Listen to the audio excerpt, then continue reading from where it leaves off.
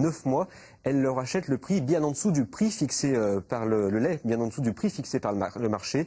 Il faut dire que la laiterie a des problèmes financiers. Elle a été placée en redressement judiciaire en juin dernier. Et la dernière rencontre avec les producteurs ce matin n'a pas débouché sur une sortie de crise. Les explications de Sandrine Vicente et Hugues Perret. Une vache livrée directement à l'usine de transformation, l'image se veut forte. Elle marque surtout le ras-le-bol des producteurs de lait de vaches et de chèvres. Depuis 9 mois, la laiterie Garmi rachète la tonne de lait en dessous du prix fixé par le marché, soit une baisse allant de 30 à 70 € la tonne.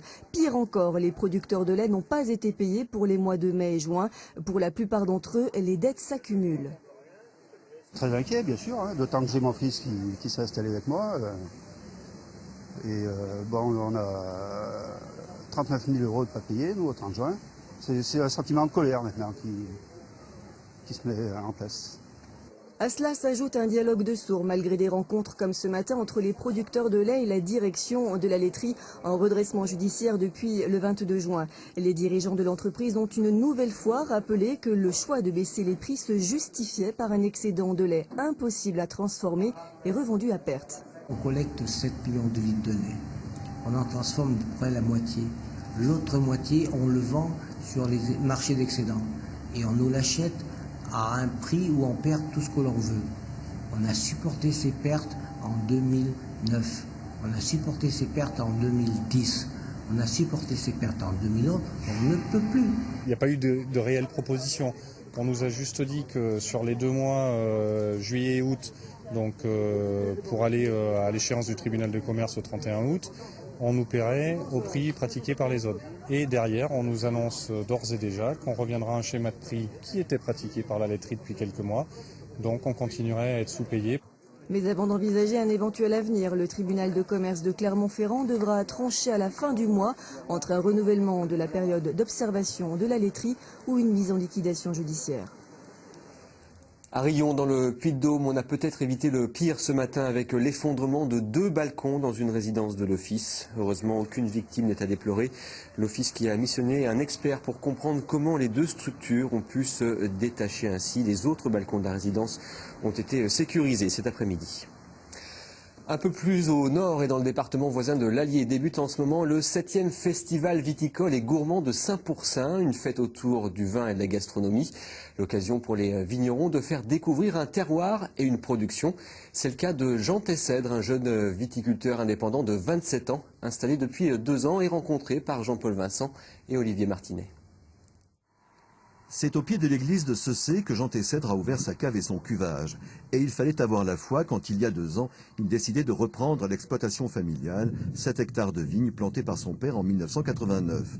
Car le contrat avec la cave coopérative arrivant à son terme, il décidait aussi de ne pas le renouveler et de devenir indépendant.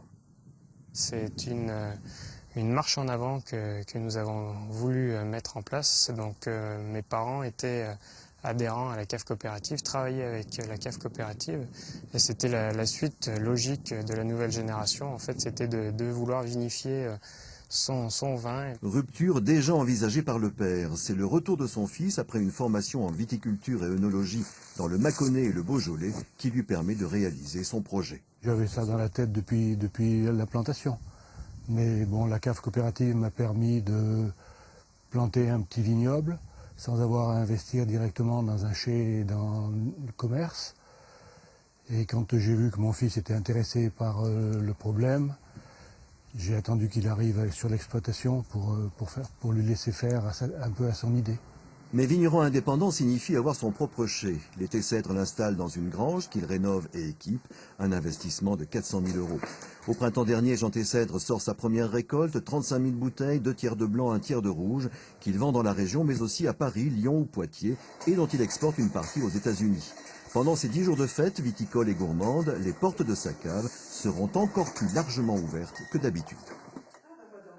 Ces 10 jours sont faits pour vraiment faire venir les visiteurs jusque dans nos terres, dans nos vignes et dans nos caves pour leur faire savourer donc, ces grands vins de Saint-Pourçain à travers donc, de la festivité, de la gourmandise et de la gastronomie.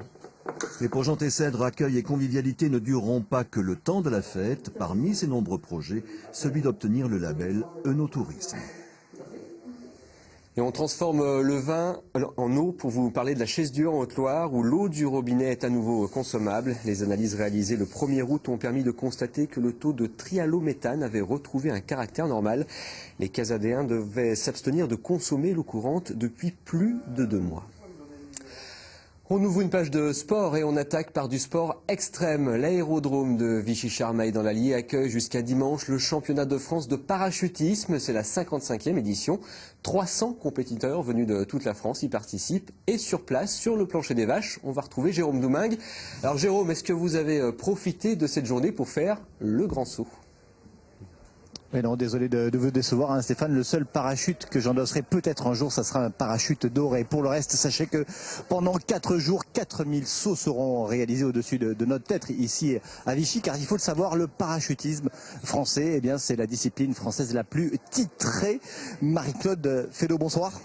Bonsoir. Vous êtes la seule femme présidente d'une fédération française. Je le disais, Cocorico, la France, c'est la nation du parachute. À cela, une ou plusieurs raisons? À cela, c'est que depuis quand même de nombreuses années, c'est-à-dire à partir du moment où la fédération a été créée en 1973, nous avons eu, on va dire, le bonheur d'être géré sous la tutelle du ministère des Sports et que depuis ce ministère des Sports nous aide énormément et ça donne la possibilité à nos athlètes de pouvoir s'entraîner régulièrement et de faire de nombreux sauts pour aller défendre les couleurs françaises. Alors on va le voir, hein, Marie-Claude, sur ces images. On a suivi l'équipe de France de vol relatif. Elle devait réaliser pas moins de 25 figures en 35 secondes à 4000 mètres d'altitude. Image au sol dans un premier temps de Vincent Duchesne, relayé par Olivier Naff, membre de l'équipe de France. Il est vidéoman, comme on dit. Embarquement immédiat sur un montage de Brice Ordas.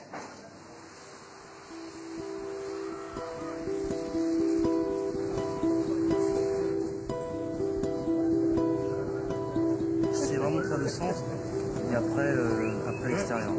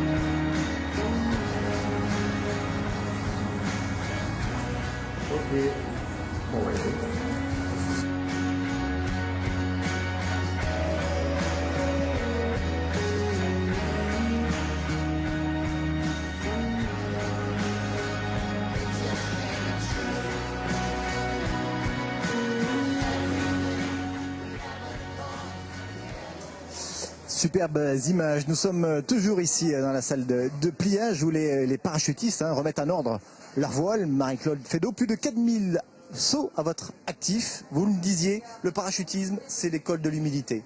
Absolument. Le parachutisme, c'est l'école de volonté et d'humilité. Il est certain que quand vous mettez un pied dans le parachutisme, vous voyez les choses différemment et c'est l'école aussi des valeurs. On est là tous ensemble et les valeurs sont mises en avant. Voilà. Un mot sur ce site, cette plateforme de Vichy-Charmeil, au lieu du parachutisme dans la région, mais aussi en France. Et je crois savoir qu'en 2014, elle candidate à l'organisation des mondiaux. Alors c'est 2015, 2015, oui c'est 2015. Nous espérons effectivement candidater. On a mis ça sur nos projets, sur nos calendriers. Maintenant, est-ce que nous serions acceptés? Je n'en sais rien. Mais en tout cas, nous pouvons effectivement, nous, Fédération française de parachutisme, mettre en place ces championnats du monde. Nous savons faire les championnats de France. Il y a déjà eu des championnats du monde, donc il n'y a aucune raison qu'on ne recommence pas. C'était dans les années 80, hein. C'était dans les années 80. Oui, c'est ça, absolument. Donc ça veut dire que demain, on peut très bien revenir ici. Vous avez dans cette région d'Auvergne tout ce qu'il faut. Donc nous serions ravis d'être accueillis de nouveau. Et les prochains championnats du monde, ça sera à Dubaï en novembre prochain avec cette équipe de France dont on a vu les prouesses aériennes il y a quelques secondes. Mais d'ici là, c'est plus près et ça coûte moins cher. C'est à Vichy jusqu'à dimanche, Stéphane. Merci Jérôme. Direction Londres, à présent on quitte Vichy, voici les nouvelles des Auvergnates qui disputent les Jeux Olympiques, des nouvelles tristes en ce qui concerne la Montluçonnaise Ophélie Meyrou et la Clermontoise Laure Boulot. Les deux footballeuses ont assisté impuissantes depuis le banc des remplaçantes à la défaite de l'équipe de France féminine de foot contre le Canada. Dominatrices, les Françaises ont encaissé un but à la 92e minute de jeu, un but en bronze pour les Canadiennes qui repartent du coup avec une médaille, laissant les larmes aux Françaises.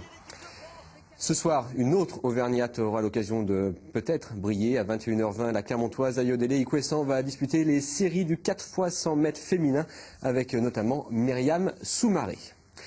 Dans un autre genre, voici le 4e épisode de notre série sur les nouveaux Auvergnats. Grégory Murer et Virginie Debotte viennent de Belgique. Informaticiens autrefois, ils sont aujourd'hui brasseurs dans le Cantal. Comment transformer un hobby en profession? La réponse avec Marie Vivant et Bruno Lévertou. Fleurac, dans le Cantal, hameau niché dans la vallée qui a su conquérir le cœur de ce couple.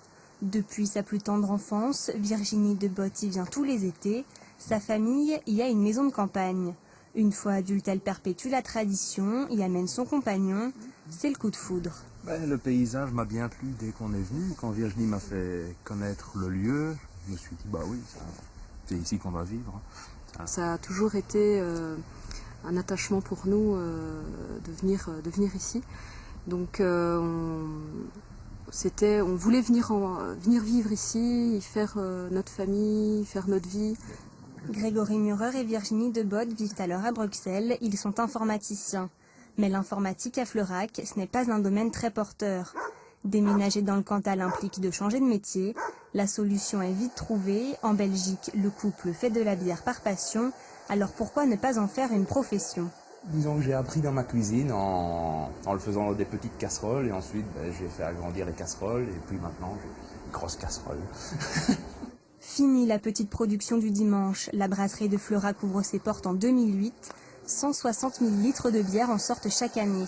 Un chiffre atteint au prix de nombreuses heures de travail, car produire de la bière, ça demande du temps et de la patience. Ce jour-là, Grégory Murer fabrique sa fameuse bière noire. Dans ce grand bac, il mélange l'eau et les céréales concassées. 2 heures plus tard, l'ensemble est filtré, le liquide porté à ébullition. Il ne manque plus qu'une chose. Là, je suis en train de mettre le houblon. Je prépare le houblon pour le mettre dans la cuve d'ébullition, dans la bière. Le houblon, c'est donc une épice comme les autres qu'on ajoute dans la bière et qui nous permet de donner de l'amertume. Place maintenant au refroidissement et à la fermentation. La bière pourra être consommée dans 5 semaines, après un dernier contrôle. Là, je suis en train de mesurer la densité de la bière terminée pour voir si on peut la mettre en bouteille. La densité, c'est le taux de sucre dissous. C'est parfait, là, c'est une bière qui est très sèche au final, avec très peu de sucre résiduel. Donc là, elle est prête à être mise en bouteille.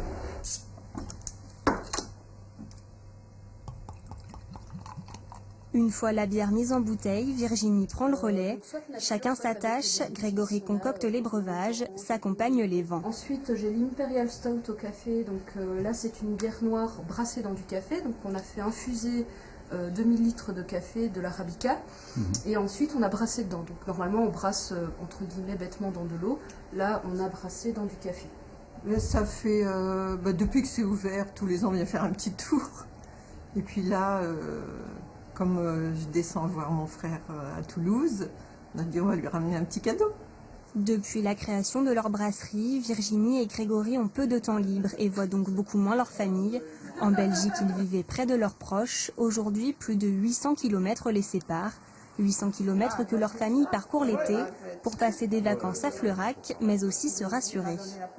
C'est vrai qu'on se demande toujours est-ce qu'ils vont s'en sortir, mais ils sont partis, là, parce que Virginie est informaticienne, donc ils sont partis en ayant du travail ici dans l'informatique, et puis après ils ont trouvé la grange, ils ont tout fait eux-mêmes, et voilà, l'aventure a commencé, ça a l'air de se passer pas trop mal. Pas de quoi s'inquiéter, l'affaire se porte plutôt bien et commence à se faire un nom. En juin dernier, Grégory Murer participe au Festival mondial de la bière. Une belle reconnaissance pour quelqu'un qui brassait dans sa cuisine il y a encore 4 ans. Voilà, et c'est à consommer avec modération. Un peu de paillettes avant de refermer ce journal. Dans le massif du Sancy, les vacanciers peuvent devenir le temps d'un après-midi chercheurs d'or. Une activité plus ludique que lucrative. Laurence Couvrant, Hugues Perret. Rendez-vous était donné en face de l'Office du tourisme du Mont d'Or, à côté de la marmotte du bureau montagne. Si l'or est là, sous les pieds des vacanciers, enfermés dans le granit, il faut partir 30 km plus bas pour laisser l'eau éroder la pierre et libérer le précieux métal. Équipés de chapeaux chinois à la française et de pannes à l'américaine, les apprentis orpailleurs descendent avec Polo vers la Durande. La ruée vers l'or se fait par un chemin un peu accidenté, avec une petite pensée pour les pionniers américains. C'est une expérience aussi pour les enfants. Pour eux, l'or, ils ne savent même pas d'où ça vient, ils ne se posent pas la question. Là, ils vont savoir qu'il y en a chez nous, que ça sort de la terre et que c'est pas facile à trouver. Puis après, quand ils reverront la ruée vers l'or, par exemple, en film, ils comprendront pourquoi on est allé voir dans les montagnes et tout le calvaire qu'on va subir. Avant de se lancer à l'eau, une petite leçon sur l'or, sa densité, ses origines jusqu'à son utilisation. Cet or qu'on vient chercher, il se trouve dans le granit. Tous ces reliefs d'Auvergne sont volcaniques et il se trouve sur le socle granitique du Massif central. Démonstration ensuite dans la rivière avec le chapeau chinois. Donc premier travail de terrassier. Il y a des petites pelles, des plus grosses pelles. Suivant la force de ses bras, on va récupérer des matériaux. Il faut laver ce mélange de terre, sable et cailloux avec l'eau de la rivière. Il faut faire tomber les cailloux qui ne sont pas lourds. Et alors, comme c'est lourd, on laisse lire. Parents, enfants, chacun retrouve les gestes pratiqués depuis des siècles. Autrefois, sur l'Allier, sur plein d'endroits, on a exploité en orpaillant l'or comparé il y a 2 siècles et demi. Un orpailleur gagnait autant qu'un instituteur. Ici, peu de chances de trouver une pépite, mais de minuscules paillettes que seul l'œil expert de Polo peut déceler. Avant, je regarde là ce qui va sortir. D'accord.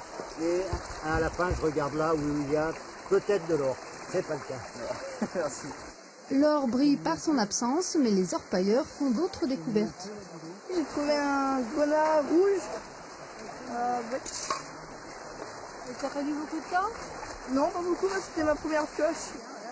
Pas de quoi rentabiliser les 10 € de la sortie, mais l'objectif était d'abord de découvrir le travail des orpailleurs. Allez, il est l'heure de vous laisser avec la météo, à suivre l'édition nationale, le soir 3 vers 22h50 et demain midi à cette même plage, Jérôme Doumingue. Bonne soirée sur France 3.